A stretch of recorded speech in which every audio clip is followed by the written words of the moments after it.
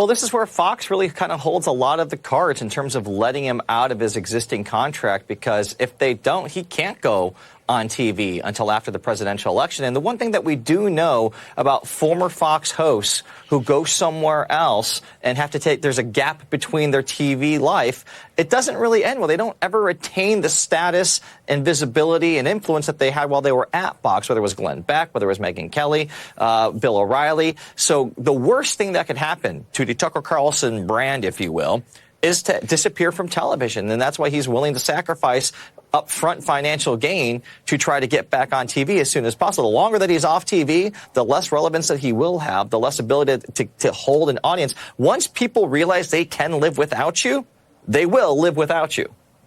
Yeah. You know, what's interesting you say that, because, I mean, Fox News, the particular danger of the disinformation that they put out there, Tucker, I think, was the leading disinformer. He's the one who pushed, you know, the Texas governor to pardon a guy who hadn't even been sentenced yet. He's the one who floated the idea of getting rid of CRT. A lot of those were his ideas. The great replacement theory, that came from him. No one talks about what Laura Ingraham says. They just talk about what he says, right?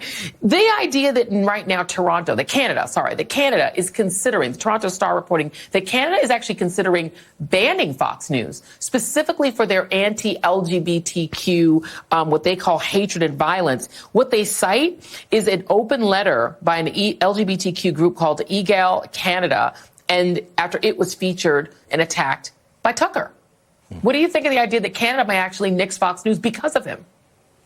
I think that would be acting healthily and responsibly and making sure that there's some sort of filter on ensuring that misinformation and efforts to incite violence and attacks against people that are different, that shouldn't happen. I mean, it is absurd that we've seen these bad actors take advantage of press freedom. We see every day examples around the world of what it looks like when there is no press freedom, when there is oppression by governments.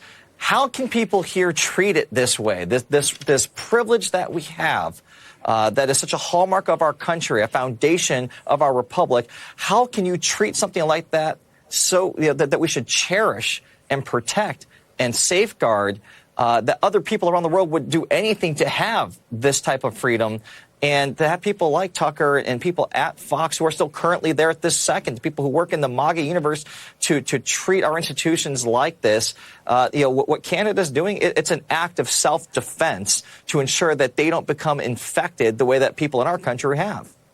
Yeah, and if they do it, it'll be interesting to see what the EU does, what Great Britain does, what New Zealand does, what other countries that actually care about stopping disinformation do. And Fox has admitted they ain't news, they're entertainment. They're like, don't take them seriously. It's not news. I mean, they're a walking weapon of mass destruction, basically. So, yeah, what would you do to stop a weapon of mass destruction coming into your backyard? That's what Canada's doing.